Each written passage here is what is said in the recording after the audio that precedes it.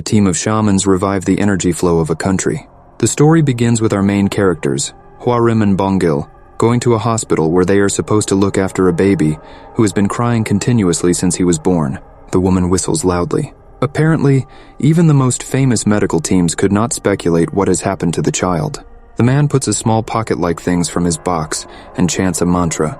The woman only says to the parents that she is afraid there are people like this at home, father or grandfather. Suddenly, the faces of the guardians turn from suspicion to surprise. They leave the hospital. The woman's name is Li Hwarim. She is a witch who helps people in distraught situations as they deal with the evil, the darkness himself. She explains that there is a bright and dark side of the world, and often the demons who reside in the dark try to come out to the bright world and cause disturbance. That's when people call shamans like her. She compares yin and yang to science and superstition, and she is the medium. She follows Taunism. Hwarim and the man with her then visit the father of the child. The house is large and she comes across some figurines of ghosts and demons. The father then explains that his younger brother committed suicide in the mental hospital, and ever since his newborn came to the world, he has been hearing someone screaming or even choking him.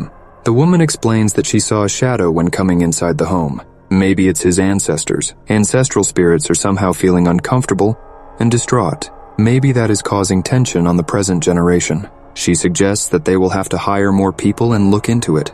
The scene shifts to some experts and the local officer Kim Sang-deok, who opened the coffin of an ancestor of a family, and it all seems clean. Sang-deok is a geomancer.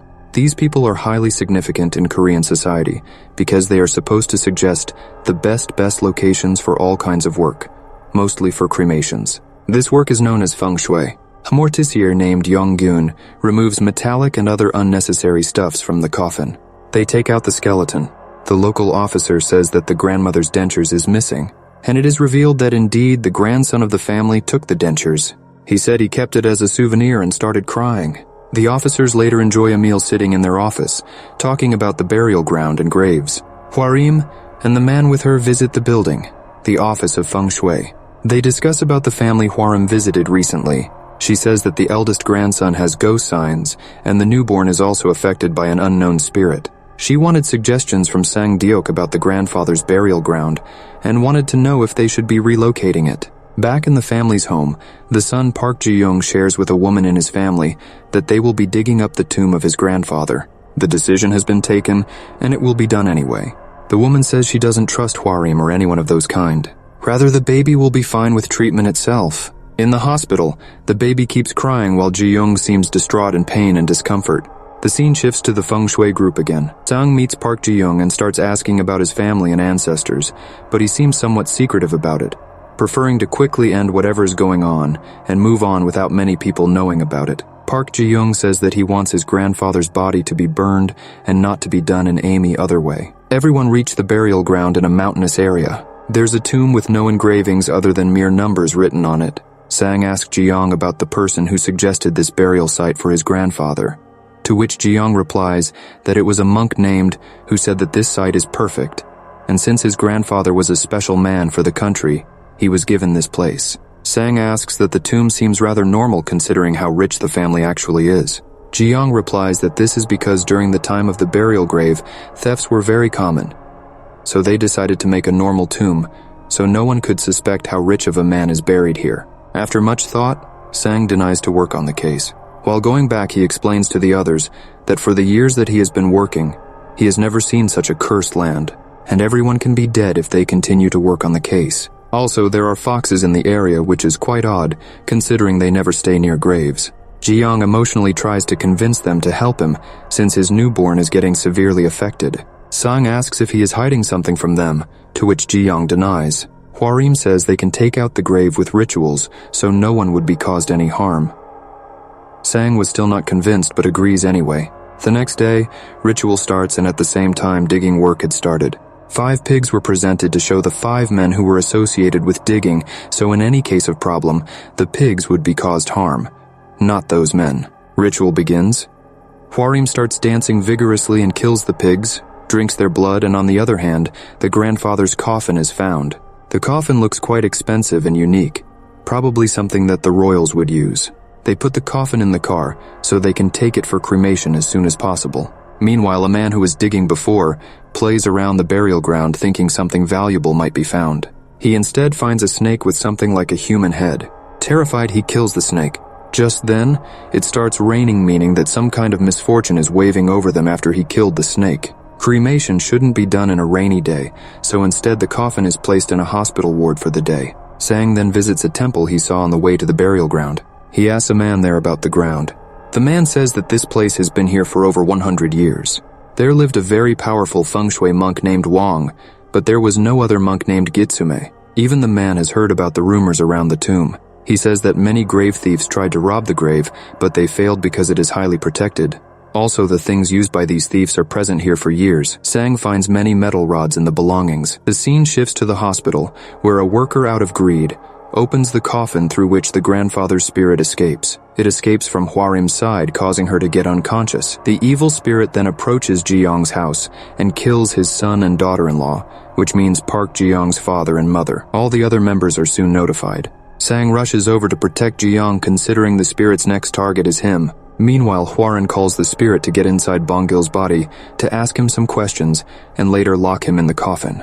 The grandfather's spirit remains in his body for a short period of time and then escapes. While inside Bongil, it says that he will kill the whole bloodline and take everyone with him. Just then, Sang calls Ji-young and informs him to close the door. As soon as he does, someone knocks at the door, but he doesn't open it. Sang asks him to close the windows, but as soon as he does it, Ji-young gets possessed. It was in fact the grandfather's spirit who called him, not Sang, and now he had possessed Ji-young. And it was the real Sang who was knocking at the door. Somehow Sang manages to get inside the room with staff keys. Park Ji-young, or the possessed, starts acting very strangely. He talks like a Japanese commander, keeps vomiting blood and talking gibberish. He keeps repeating a phrase, "The fox cut off the tiger's waist." Then he turns his head backwards and kills Ji-young. Grandfather's spirit then targets his great-grandson, but just before anything could have happened, Sang calls Ji-young's family in the USA and asks for their permission to cremate the grandfather's body. Soon enough, the body is cremated. It stops the spirit and gives him salvation. And on the other hand, Park Ji-young's newborn son is safe. Things become normal. Months later, Sang gets to know that the worker who killed the snake is not well. As Sang asks, the worker says he has been nightmares ever since the incident. Later, Sang visits the ground again and sees many foxes. He finds the head of the snake. These creatures are known as Lana. After a little more digging, Sang finds another coffin. He calls the other members. They take out the coffin, which was surprisingly bigger, and was buried vertically onto the ground. Also, the coffin was locked with barbed wire. They take the coffin to the temple and decide to cremate it the next day. To protect themselves from misfortune, they secure it with rice and other elements. Sang meets Ji-young's mother and asks what secret his father had that they are hiding, to which Ji-young's mother denies, saying she knows nothing. Sang reveals that he had some background check on the grandfather's body, and he knows that the grandfather went against the country. He used to support Japan during the war and turned against their own country, which also made him rich enough to allow his descendants to move to USA.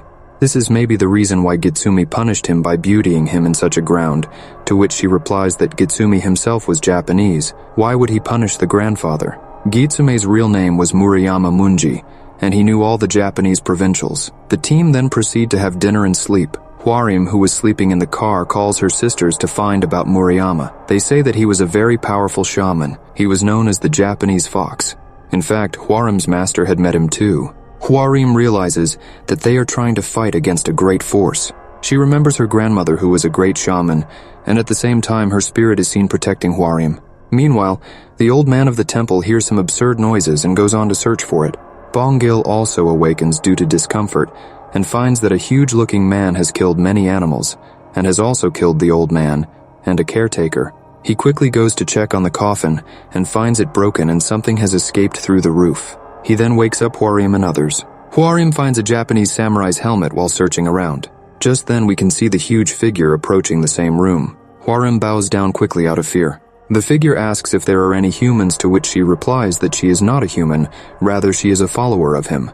He then orders her to bring sweet fish and melons. Just then, the figure attacks her and Hwarim runs away terrified. When Bongil tries to stop the samurai, he attacks on his stomach and then proceeds to attack Hwarim. But because she is near a pagoda or a temple structure, he is unable to harm her. Samurai then turns into a ball of fire. Sang and Yang also see him now. The samurai escapes.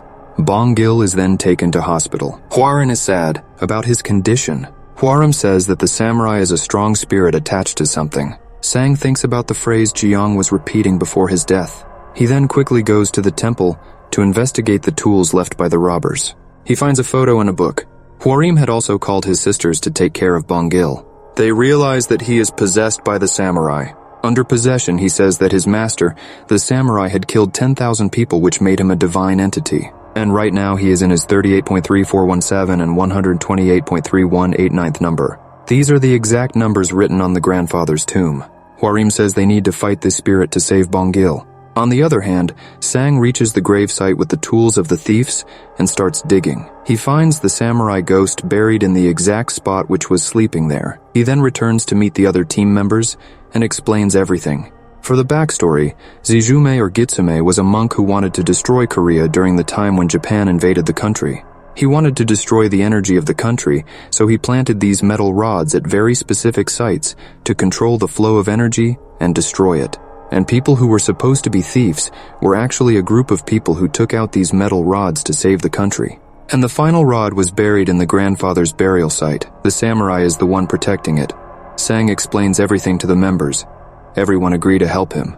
They make protection signs all over their body, because the samurai also attacked Bongil in the place where they know protection tattoos, which means they won't be affected if they did the same, so they plan everything. Hwarim is supposed to lure the samurai, while the others dig the ground to take out the last metal rod. Bongil was also kept protected on the other hand with a ritual. The other sisters kept a chicken to keep him safe when a sacrifice is needed. The same night, the samurai is lured by the fishes, and Hwarim talks to him as a natural spirit, saying he is destroying the land. Samurai denies to believe the war has ended. He also says that the fox cleverly imprisoned him in Daitoku Temple. Instead of taking him to the royal Namsen, he got him here. Hwarim says that as a natural spirit she is ordering him to leave the place, but the samurai keeps denying.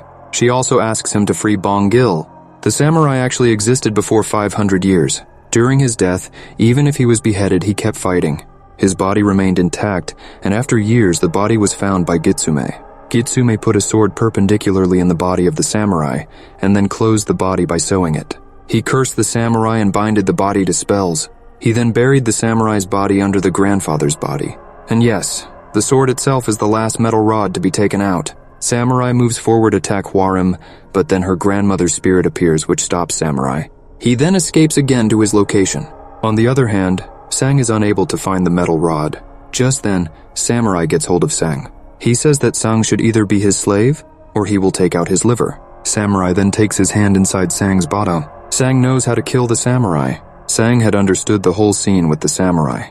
The only way to kill him was to attack him with wet wood. Sang wets a wood sword with horse blood and starts killing the samurai. The final metal rod is hence destroyed. Bongil, who was vomiting blood the whole time, becomes better as the samurai dies. Sang is taken to the hospital and heals with time. Everything turns back to normal. No media outlets covered the event. Although the event traumatized the whole team, they keep living their life. The film ends with Sang's daughter getting married.